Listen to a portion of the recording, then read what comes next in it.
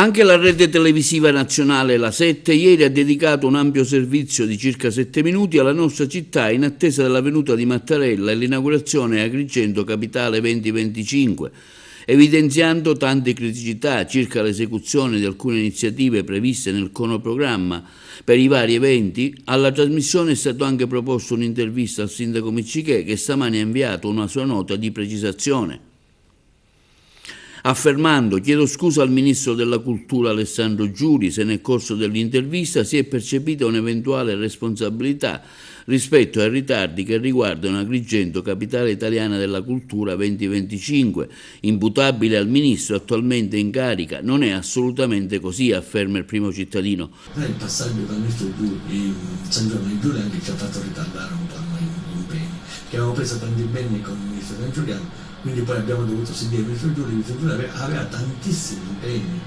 Il Ministro Giuli si è sempre dimostrato estremamente disponibile e sensibile verso Agrigento e le tematiche che riguardano il nostro territorio. Lo scorso dicembre siamo stati ricevuti al Ministero e siamo stati accolti, così come dichiarato nel resto dell'intervista, in maniera calorosa, e Giuli si è subito mostrato estremamente interessato nel volere conoscere il dossier e il programma di Agrigento Capitale Italiana della Cultura 2025. Ribadisco dunque, conclude Miccichè, che se ci sono stati dei ritardi, questi non sono assolutamente da attribuire al Ministro della Cultura Alessandro Giuli.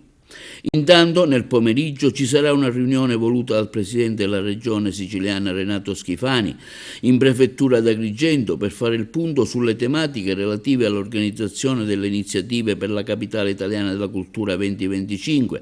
All'incontro, insieme con il Presidente Schifani, che sarà accompagnato dal suo capo di gabinetto San Martino, parteciperanno, oltre al prefetto Salvatore Caccamo, gli assessori delle infrastrutture Alessandro Aricò, dell'ambiente Giusy Savarino, del turismo Elvira Amata, dell'energia Roberto Di Mauro, dei beni culturali Francesco Scarpinato, con i rispettivi dirigenti generali. Presente anche il capo della protezione civile regionale Salvo Cocina, per conto del comune di Agrigento, il sindaco Miccichè e gli assessori al ramo.